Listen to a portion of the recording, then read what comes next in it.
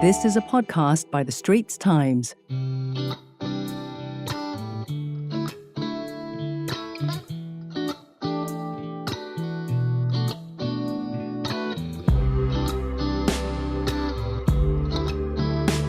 You're listening to Music Lab, a new podcast series by the Straits Times.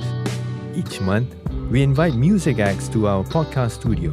Here's your host, Eddino Abdul Hadi, ST's music correspondent with his guest for this episode. Hello, I am Eddino Abdul Hadi, music correspondent at the Straits Times. Today, we have with us in the ST podcast studio Singaporean singer, songwriter, and producer Josh Makazo. A rising name in the homegrown music scene, Josh is one of the most popular artists on TikTok in Singapore in 2023. Would you remember? Would you still think of me? In July 2023, Josh released Half of My Heart, a song that went viral on TikTok and has since had over 5.3 million views. The two versions of the song that he released on Spotify have also clocked over 6 million streams in all. In November, Josh, who is 20 years old, released his debut album Gradient, and it has already gained over 10 million streams across various platforms.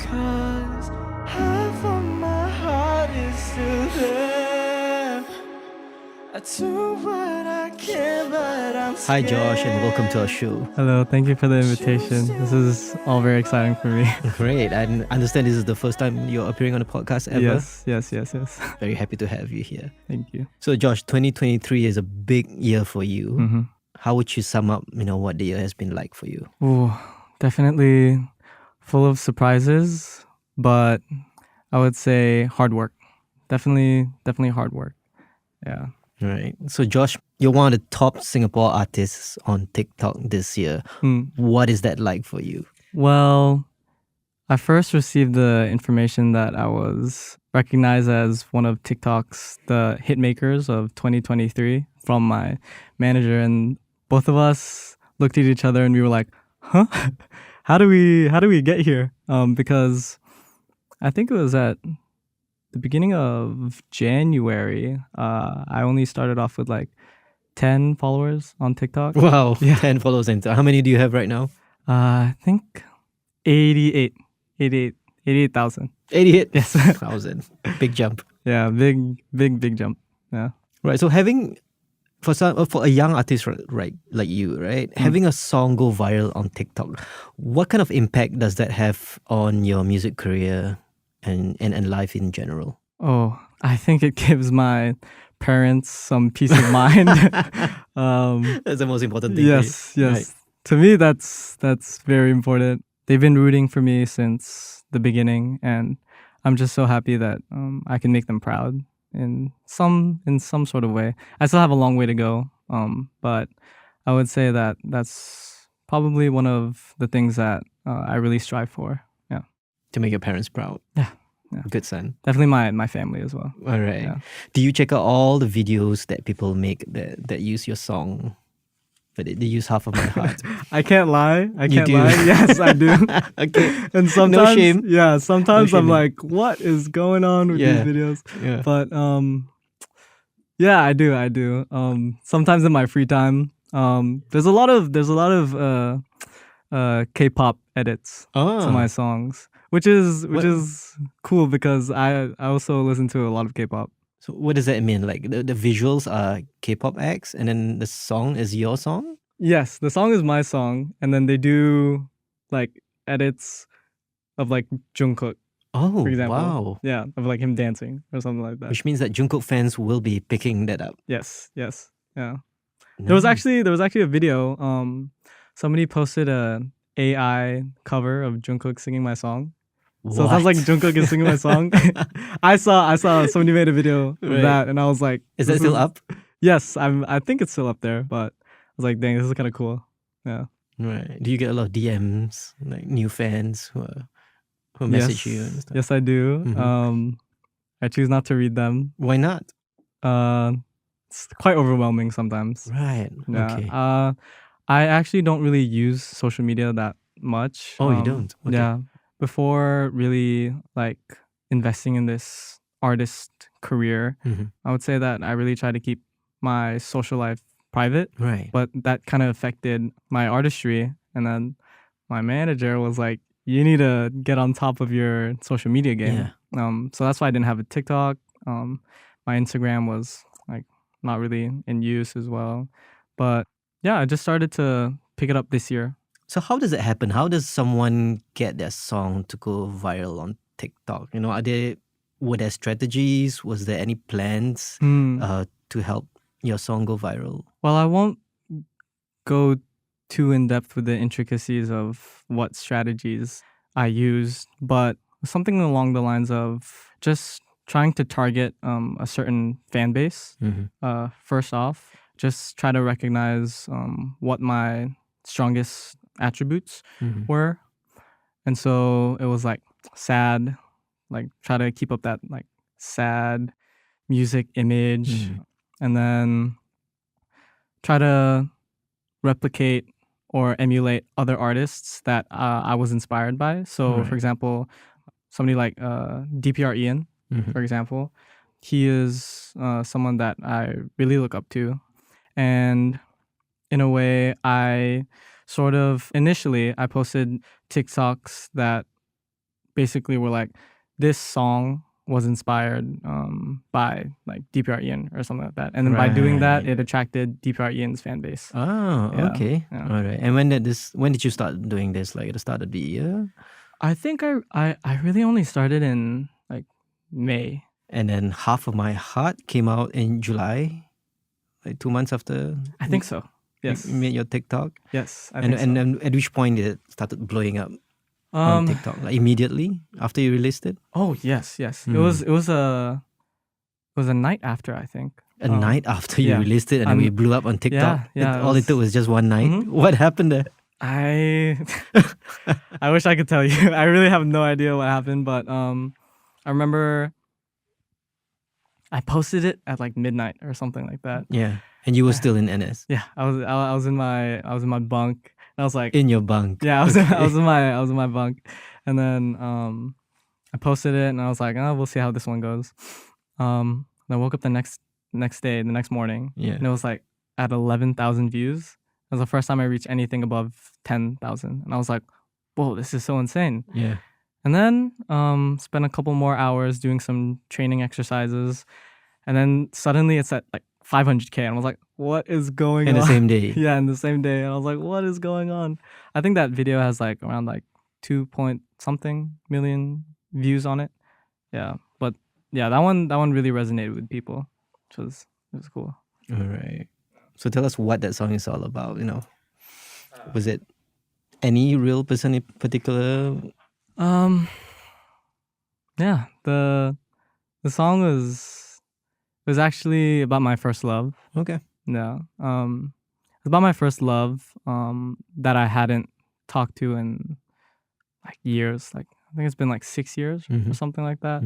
And then at the time that I wrote Half of My Heart, I was also writing other songs. Right. But then I realized to myself that a lot of the songs that I was writing were about this girl.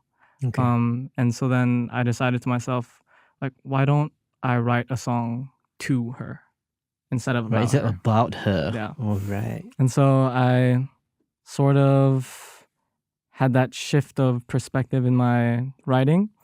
And I think that way I was just more vulnerable, just with emotion. Okay. And it's easier for people to resonate with. Right. Yeah. Which is quite fascinating. Does this girl know that the song is about her? I don't think so. No? I Whoever you are, if you're listening right now. If you're listening right now, it's it's what do you have about to say to her, Josh? I mean, she did reach out. She did reach out. But she had no idea that the song was about her. I think she kind of knows. All right. But I don't think either of us want to say anything about it. Okay. But yeah, she's all the way overseas. Oh, right. She's not in now. Singapore Yeah, right she's now. not in Singapore. Okay. Yeah. All right. So tell us about the other songs on Gradient, which is your debut album. and you just released it a couple of weeks ago. Yes. So the album is actually segmented into 3 different parts. There's the first part, which is really driven by anger and hate. And what I thought best represented that emotion what genres were probably like rap and then like club music, things like that, you know?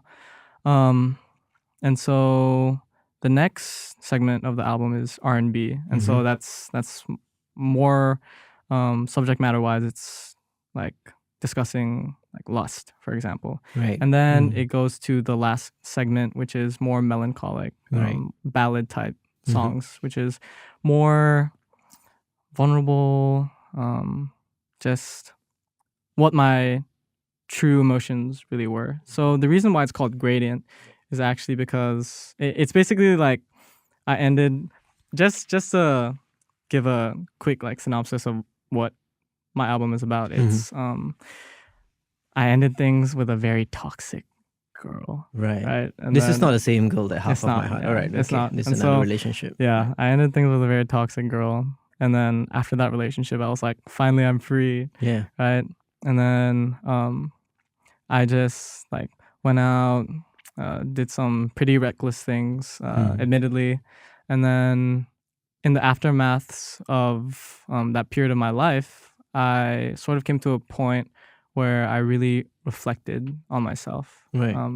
This was when I started to question like the decisions that I was making. And so when I started doing that, the beautiful thing about writing music is you're basically just journaling, essentially. And so you discover more things about yourself, things like that. And so that's why it's called Gradient, because just that progression, I would say it's a progression in my life, just captured in that album. So it's quite my reckless behavior formed into somebody more, I hope is more reflective, more considerate about other people and things like that. And how long did it take for you to complete the album from the time of the breakup when you decided to work on the songs? You came up with the concept for the album, until its completion. The concept of the album was actually maybe like a year and a half ago. Okay. A year and a half ago. And initially it was supposed to be 7 songs. Right, an EP. Yeah, an EP. And I just kept on writing and writing. Initially, Gradient was only supposed to be rap music. Right. I didn't know that I could sing ballad songs until my mentor, Jason Gelchin, he was the one that really incited me to just be real. Right. Be honest with myself and my music. Don't portray someone that you want to be. Portray the person that you already are. Okay. And so I just tried that. I think my first attempt was actually Half of My Heart. And okay. yeah. So it was the first song that you tried to sing, to actually sing instead of just rap. Yes. Hey there. If you like what you're listening to so far, find our Music Lab podcast on Apple, Spotify, or even within our new podcast player on ST's app. So let's get back to the earlier part of your artistry. So I understand that you have a background in theatre. Oh, yes. So what, that started out in school, or how did that start out? It started out because my mom wanted me to do it. Your mom wanted you to do it. Okay. Yeah, my mom wanted me to try out for this musical called Sound of Music. And then I didn't think I was going to get in because there were a lot of other kids who auditioned who I thought were... Wait, but you must have some kind of background before that, right? She won't just throw you to the auditions. Oh. It was because I liked singing beforehand. Like when I was like a little kid, I liked singing beforehand. And then my brother was like, "Mom, Josh can sing." Your older brother? Yeah, my older brother. Okay. He's like, "Josh can sing." And my mom was like, "Yeah, like everyone can sing." and then my brother was like, "No, he can like actually sing." And so then mom was like, "Oh, not bad." So then they decided to put me in for singing lessons. And how old were you back then? I think it was 8. 8 years old? Yeah, 8 Okay. years old. Mhm. 8 years old. But I think every person at that age has a good voice because it hasn't like gone through puberty yet. Right. You know what I mean? So you have that certain tone that just sounds Mm. yeah. So I did musical theater, and then From 8 years old. yes. And so I would say that a lot of I'm very thankful for that period of my life because it actually carried over to how I treat my own music career now. A lot of the disciplines that I picked up when I was younger, I try to maintain to this day. For example, I mean, like basic things like trying to be punctual with things, making sure that you're strict on yourself, very hardworking, and also I think being exposed to a certain set of professionalism at a young age really incited me to like want more, just want to be surrounded by other professionals. Right. So tell us about Sound of Music. What was that like? You did like what, 14 shows here in Singapore? Yes, I think it was 14. More or less around that. I loved it. I really loved performing. How old were you when you did that? I was 11. 11? 11, 12, around that. And then You were one of the Von Trapp Trapp children. Okay. Yes, I was Kurt, and then we had to speak in a British accent, something like that. But I remember going on stage for the first time, and then thinking to myself, like, wow, I can't believe like I rehearsed for like months for this. This is like all of the lights just like flashing on the stage, and I was like, oh, this is beautiful.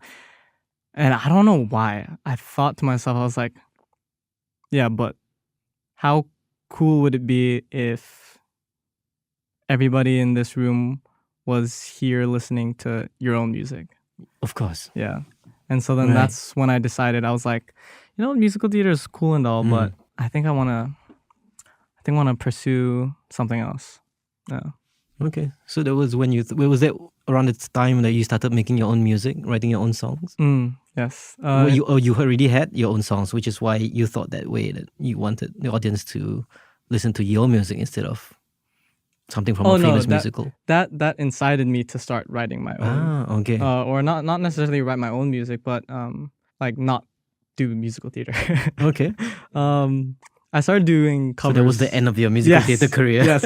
After that, I was like, okay, I think I've had enough of this. Okay. And at 11. At 11, and then I did covers like on YouTube. I would like post them and things like that. What kind of artists were you covering? Like Drake, All right. like The Weeknd, things like that. But I was like 12 or Were something. you like rapping, singing, or doing a bit of both? that. Like a bit of both. A bit of both. Mhm. And then my brother was like, Josh, do you want to be remembered as the person that makes really good covers, or other people covering your songs? I was like, dang, why are you making me think this hard at this age? He's looking out for you, yeah. your brother. Is he in music at all? Is he an artist as No. well? No, he's not. No. But I would say he's definitely one of my biggest inspirations. Even though it's completely non-related to music whatsoever, his insights are very impactful to me. He's a music fan? No. Not at all? Not So he's got really. an outsider's point of view. Yeah. You know what Spotify Wrapped is? Yeah? His Spotify Wrapped was, I think, Disney musicals, like his number one. That's all right. No. That's right. great. That's great. And then, But he's not into pop music, not into R&B, not into rap. No. And then the next one was like anime OSTs, and then like White Noise or something like that. White Noise. Yeah. Big on a lot of people's playlists. Yeah. But yeah, that's my brother. So he pushed you into becoming your own artist. Yeah. Very thankful for that. Right. Do you remember the first song that you wrote? I actually do. Mm-hmm. Dang. What was that? You know, I actually never really thought about like the first song that I wrote. I mean, I always get asked about the first song that I have on my Spotify, but not the first one that I wrote. The first one that I wrote interestingly enough, was actually about the girl that I wrote Half My Heart. The same girl. The same girl, because she's your it was charm. She's your. it was like, that yeah. it was that like that early on in my life, I Mhm. guess, when I started making or writing my own music.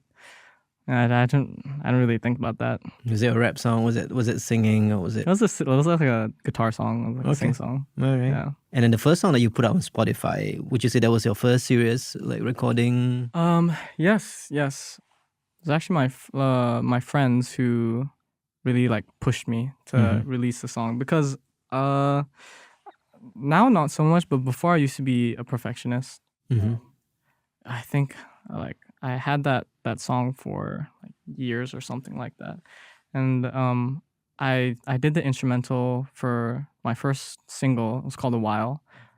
I did that instrumental when I was 13 years old, and then I decided, I was like, I'm not gonna record over this because my voice hasn't gone through puberty yet. Oh, so you had the singing in it. The Yeah. original idea for the song was to have singing. It wasn't Yes. supposed to be an instrumental. Yeah. Okay. And so I decided to record it a few years later after I thought my voice was a bit more mature. Mm-hmm. And then, my friends were like, just release it. You never know what's gonna like happen. Right. And how did that start? From writing your own songs to producing your own tracks.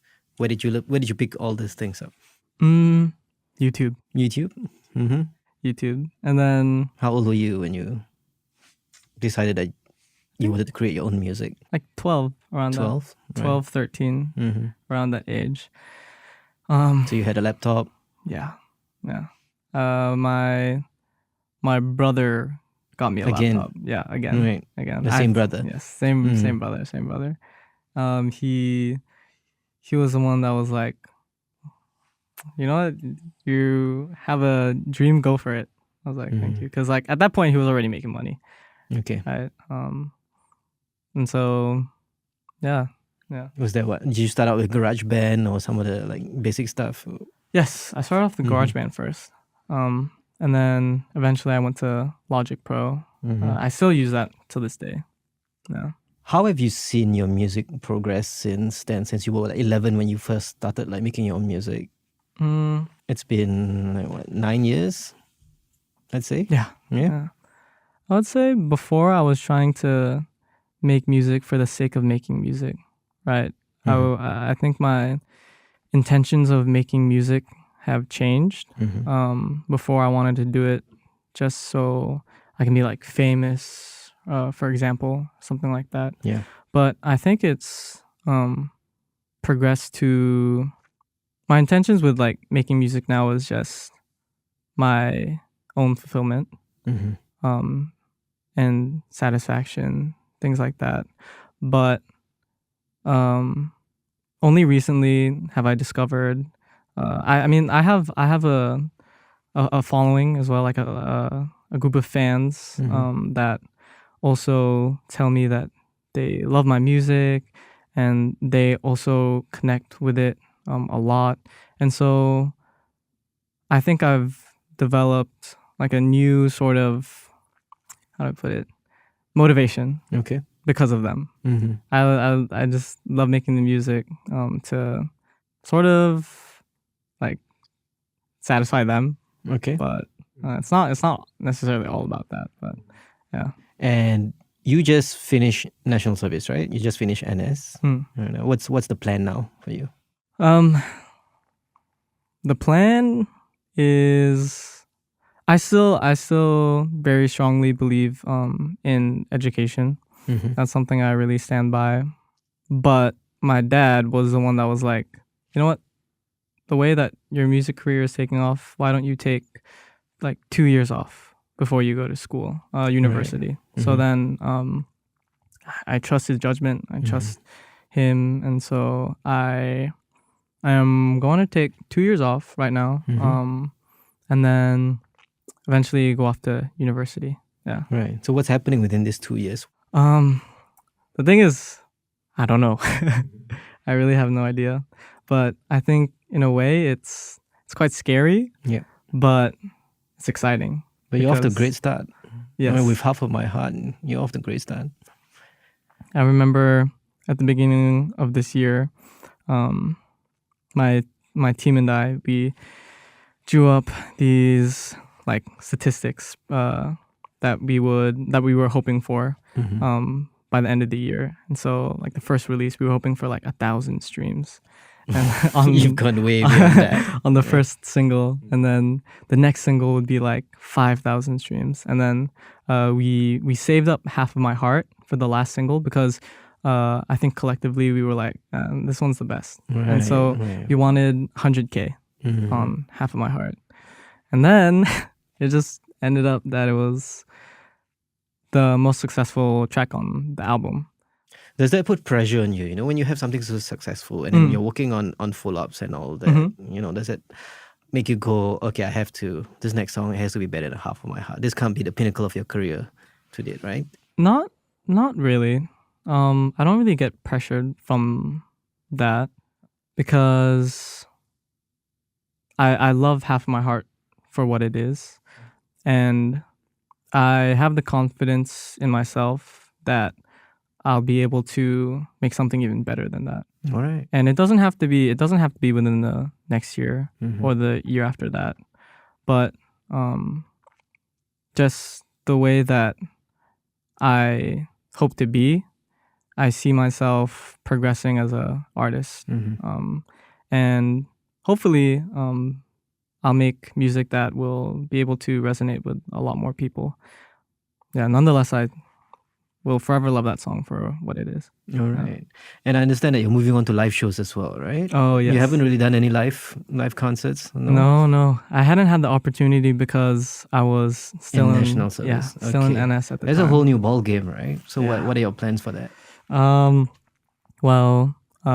My label, No Saints Allowed, we are planning to do a showcase at Esplanade. Hopefully we'll be able to organize something. And that will be with Ranga Jones. All right. As Your well. label mate. Yes, label mate. Okay. And what are we looking at? When is this going to happen? Oh, I mean, definitely sometime next year. Okay. I don't want to give 2024. I don't want to give a specific date or month, but definitely next year. Are you working on that? You know, having a stage presence and things like that. Are you? You don't have any experience in that right now. Yes, I don't really have that much experience. Well, except for Sound of Music, of course. Oh obviously. Yeah. But I think this is a different ballpark.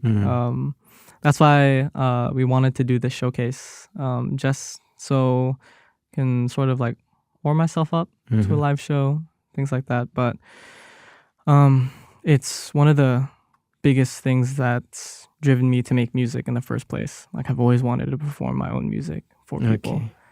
Right. So Josh, I understand your family background is very interesting. You're Singaporean. You guys are all Singaporean, but Yes. your mom is Filipino.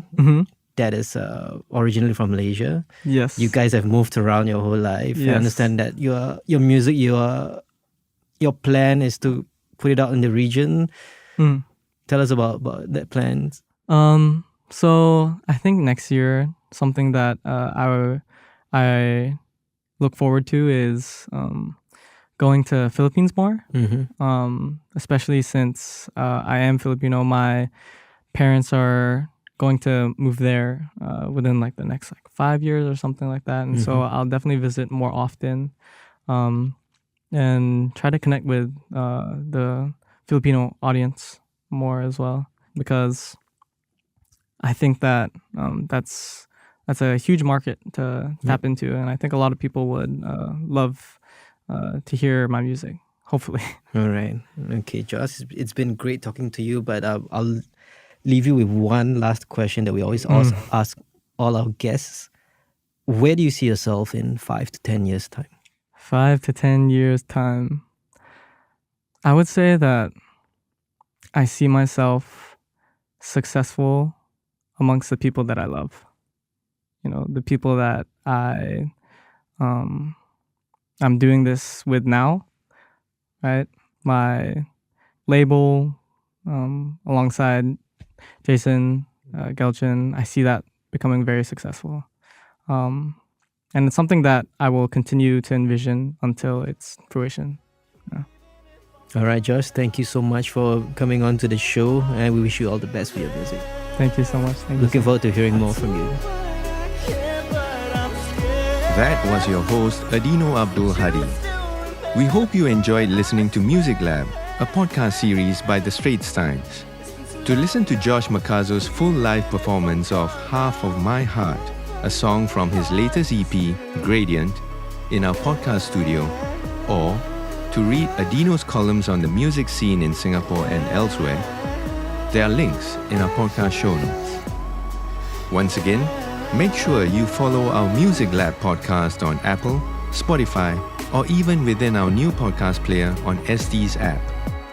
Get notified when we drop the latest episodes. Thanks for listening.